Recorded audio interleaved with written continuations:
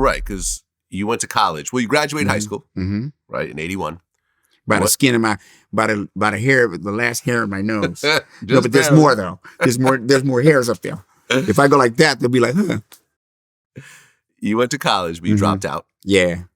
I guess your mom cried when she heard the She news. cried, yeah. But you started working. You worked at IHOP. You worked in the kitchen at a military medical center, Roy Rogers. And then... Stop! He really researches. That's right. Roy Rogers. That's Roy Rogers' family restaurant, by the way. That's right. Go ahead. And then in 1986, that's when the comedy thing started. That's when it started. Were you always like a funny class clown? Like everyone's always cracking up around you, doing characters, or did that kind of come later? It's my, how did Darth Vader had Luke hanging. He had already cut off his damn hand.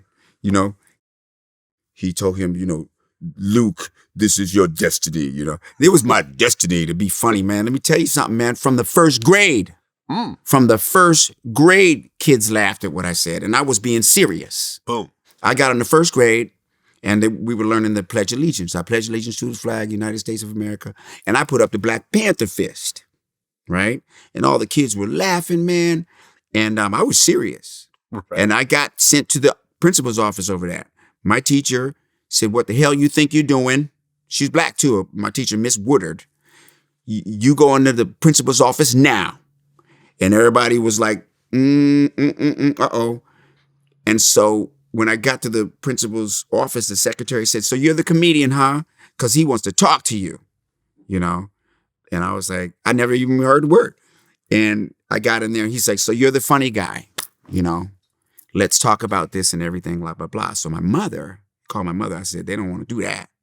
Because my mother, she don't play, right? So she comes to the office, sits down, and he says to her, "You know, your son thinks he's funny. He puts up the Black Panther fist and this, that, and the other thing." And my mother told him, in all her whiteness, boy, she told him, well, that's all he knows about himself.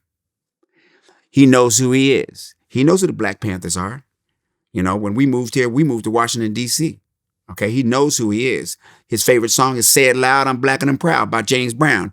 He knows who Angela Davis is. That's all he knows about himself at this point in first grade. If you're trying to teach him the Pledge of Allegiance, he'll learn it.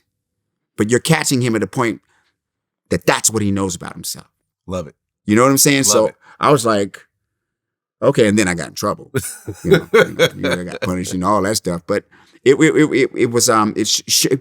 kind of showed me, and I can only look back at this to make sense of it.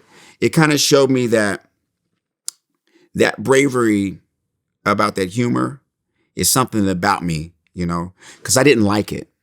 I used to be at Thanksgiving dinners with my whole family there, and I would say something and everybody would laugh. And I didn't like that. So I go to my mother. Finally, I went to my mother. I said, "Why do people laugh at me when I say something?" And she told me, "People aren't laughing at you." She said, "Tommy, you have a way of putting things that makes people happy so fast that the first thing they do is laugh before they can even think." Wow. Okay. But I didn't really connect that until like maybe 20 years ago. I thought about her saying that to me. You know what I mean? Yeah. And I think that that's where it came from. I never wanted to be a comedian. I wanted to be a singer. Or a cook. Yeah. Or a chef. Yeah. Like I thought if I was a comedian, no one would ever take me serious. Yeah. But it turned out to be the opposite. That's how life is. You think in one thing, and life will show you something else, boy.